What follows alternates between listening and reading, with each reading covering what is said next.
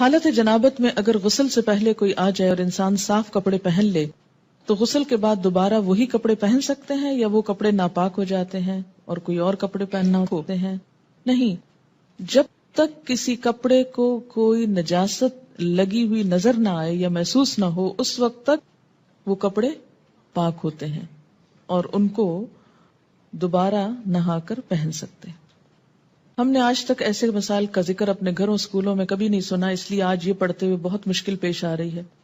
اب آپ پڑھاتی ہیں تو بہت سی ٹرمز ایسی ہیں جو کبھی سنی ہی نہیں یا سمجھ ہی نہیں آ رہی۔ مثلاً احتلام کیا ہوتا ہے؟ یہ ٹرم تو کبھی اردو یا انگلش میں سنی ہی نہیں، لا حول ولا قوت۔ تو کبھی اردو یا انگلش میں اس طرح مزی ویٹ ڈسچارج کیا ہوتا ہے؟ میں ان میرڈ ہوں، شاید اس لیے بھی چیزیں مجھے سمجھ میں نہیں آ رہی۔ نہیں، مزی اور احتلام کا تعلق میرڈ یا ان میرڈ ہونے سے نہیں ہے۔ احتلام ہوتا ہے نیند کی حالت میں کوئی ایسا خواب انسان دیکھے کہ جس کے بعد وہ کافی مقدار میں ویٹ ڈسچارج اپنے جسم پر پائے اور ایسا گمان ہو جیسے خدا نخواستہ سوتے ہوئے پیشاب نکل گیا ہے جسم سے۔ ٹھیک ہے، خواب یاد ہو یا نہ ہو۔ جیسے لیکوریا کا ڈسچارج تو خواتین کو عام طور پر معلوم ہی ہے کہ کس طرح ہوتا ہے۔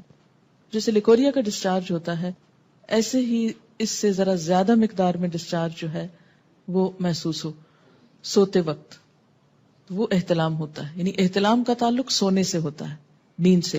ایک صحابیہ ہیں، وہ حضور صلی اللہ علیہ وسلم کے پاس یہی مسئلہ لے کر آئیں، کہنے لگی اے اللہ کے رسول صلی اللہ علیہ وسلم، کیا عورتوں کو بھی احتلام ہو سکتا ہے؟ یعنی عموماً یہ مردوں کو ہوتا ہے لیکن کیا عورتوں کو بھی ہو سکتا ہے؟ تو اس پر آپ نے فرمایا کہ ہاں ہو سکتا ہے، کیونکہ بچہ عورت کے مشابہ بھی تو ہوتا ہے، عورت سے بھی تو بچے کی شباہت ہوتی ہے۔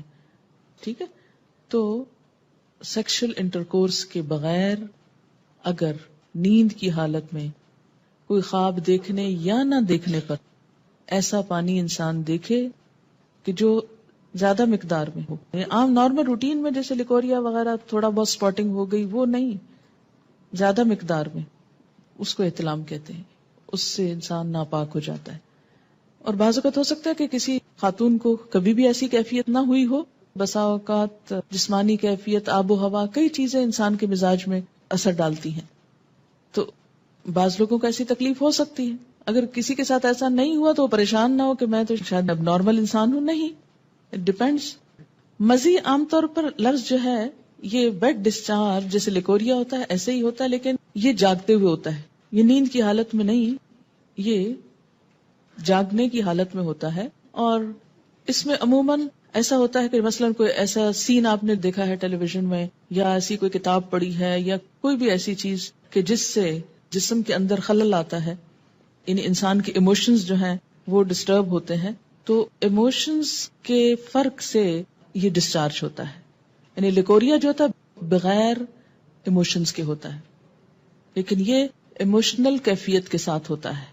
ایموشنل کیفیت کے ساتھ جو ویٹ ڈسچارج ہوتا ہے اس سے استنجا بھی لازم ہے اور وضو بھی لازم ہے، لیکن نہانا لازم نہیں۔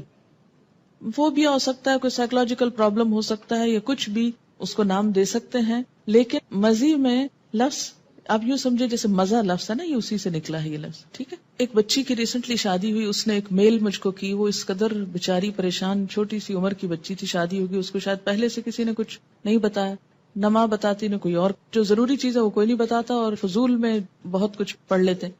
تو اب وہ کچھ بہت ہی جینون جو اس کے شوہر کے رویے تھے ان پر وہ اس قدر خوف زدہ تھی اور پریشان کہ شاید میرے ساتھ کوئی بہت ہی گناہ کا کام ہو رہا ہے اس طرح۔ تو ایسا کیوں ہے؟ اس لیے کہ یا تو اس کو اتنا چھپایا گیا اور بتایا ہی نہیں گیا، یا یہ ہے کہ بلو پرنٹس بچے چھپ چھپ کے دیکھیں تو ماں باپ کو خبر نہ ہو۔ ان رویوں میں بہت نارمل اور بہت فطری انداز میں، نیچرل انداز میں آپ کو بہیو کرنے کی ضرورت ہے۔